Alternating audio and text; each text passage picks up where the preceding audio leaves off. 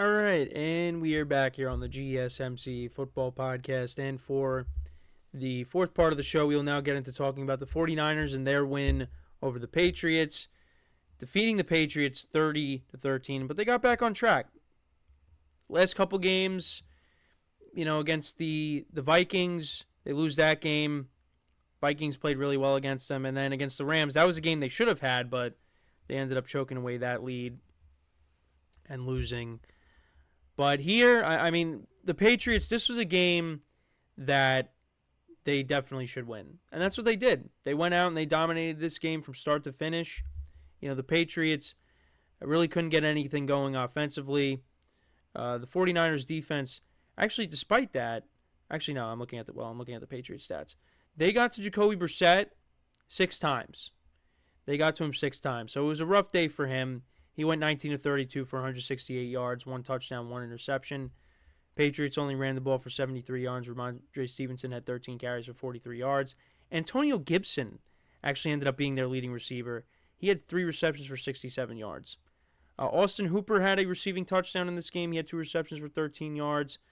3 fumbles by Jacoby Brissett in this game.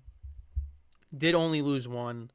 The Niners did fumble in this game, and Christian Elise recovered it. Ramondre Stevenson also fumbled in this game. That's back-to-back weeks of fumbles for them. They did get to Brock Purdy once. Dietrich Wise Jr. got to Purdy. But, yeah, it was not a good day for the Patriots. Brock Purdy, decent numbers, 15 of 27, 288 yards, 1 touchdown, 1 interception. That was in the end zone. Jordan Mason continues to run the football well, 24 carries, 123 yards, and 1 touchdown. Juwan Jennings was their leading receiver, 3 receptions for 88 yards. Deebo Samuel had 3 for 58. Brandon Ayuk, 2 for 48. George Kittle, 4 for 45, and a touchdown. So it was good that Brock Purdy had most of his weapons back after missing both Kittle and Deebo last week.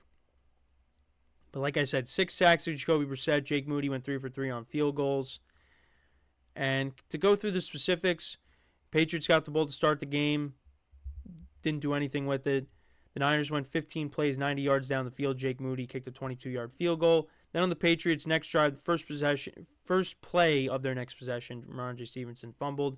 49ers turned that into a field goal, 26-yard field goal by Jake Moody. Then Jacoby Brissett threw a pick to Fred Warner, and it was returned 45 yards to the house, so that made it 13-0. Patriots then turned it over on downs on their next possession. Niners scored a touchdown. That was the George Kittle touchdown from 12 yards out. He basically mossed 3 Patriots players on this touchdown. So it was 20-0, and then it was 20-3 at the half. However, the Patriots did open up the second half, scoring a touchdown, 5 plays, 27 yards. Jacoby Brissett on 4th and 1 connected with Austin Hooper for a 5-yard touchdown. But then the Niners did answer with another touchdown, Jordan Mason from 4 yards out, to make it 27-10. More punts. Patriots did kick a field goal later in the game. Joey Sly from 54 yards out made it 27-13. Brock Purdy threw a pick in the red zone. And it was set up by a 45-yard pass play to Juwan Jennings. But yeah, that was not a good play by Purdy. Patriots turned it over on downs. Niners kicked another field goal. Moody from 41 yards out continues his good season. Patriots then fumbled. That was all she wrote. Niners get back to 2-2, and the Patriots drop to 1-3. The Niners, they take on next week. They take on the Cardinals. For the Patriots, they take on the Dolphins, a team that is just reeling right now with the quarterback issues that they have at the moment. But the Niners, look, they're another team that, they've gotten off to a slow start. I'm not really worried about them. At some point, it seems like Christian McCaffrey is going to come back at some point. But you know what? I feel like the Niners are going to be okay because Jordan Mason has done a great job running the football. I believe he does lead the NFL in rushing. He has played really well, and I think that's going to continue. Now, obviously, Christian McCaffrey brings more to the table when it comes to catching passes out of the backfield. But Jordan Mason is a big guy, and he can bulldoze over people.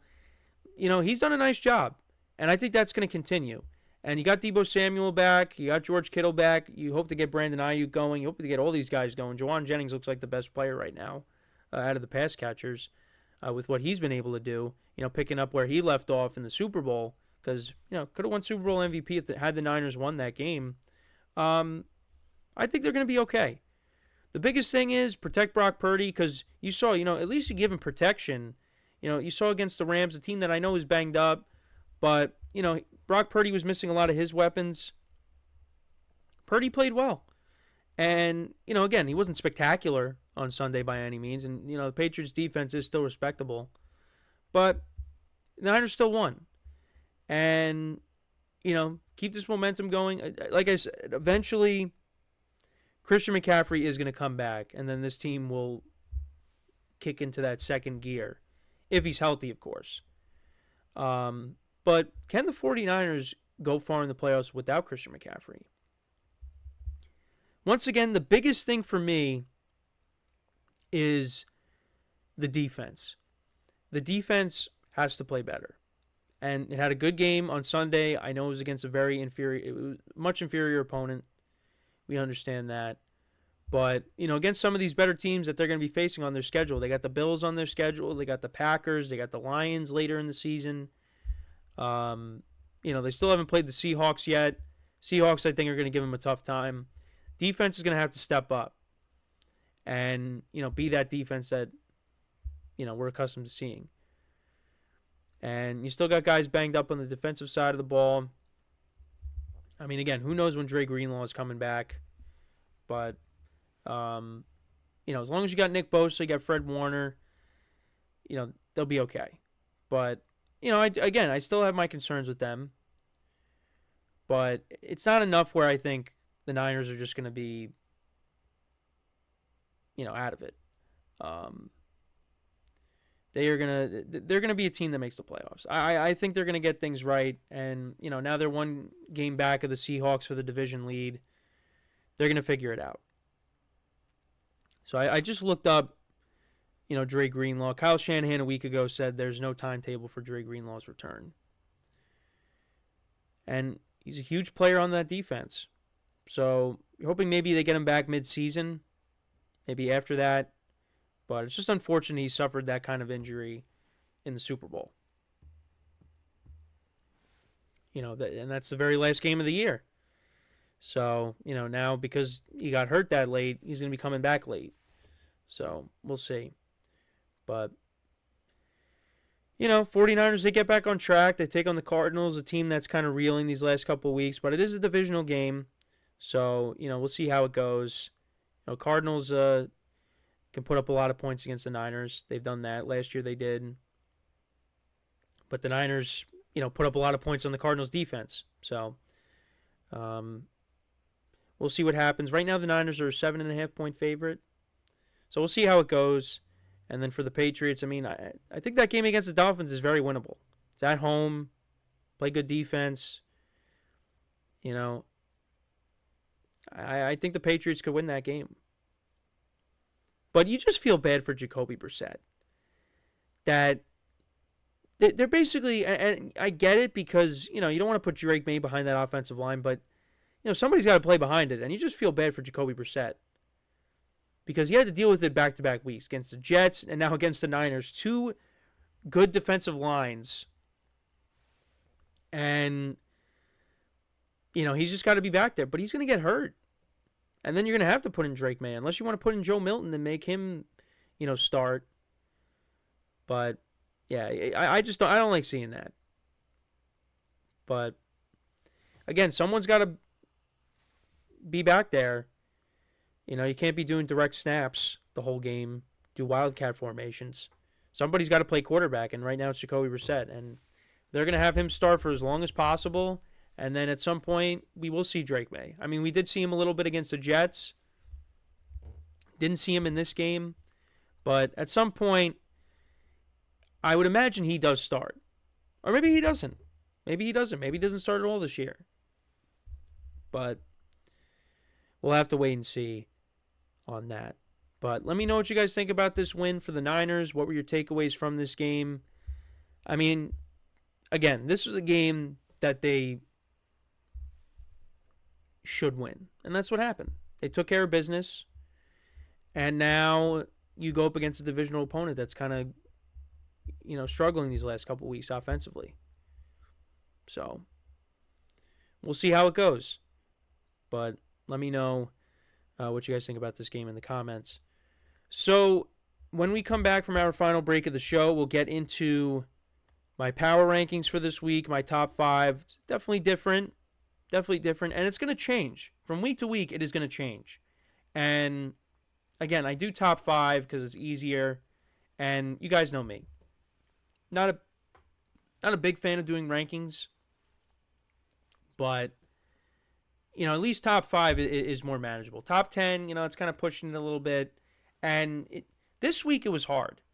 It was definitely hard to come up with the top 5. Because like I said, definitely has changed from last week based off of how this past weekend went, how some of the games went.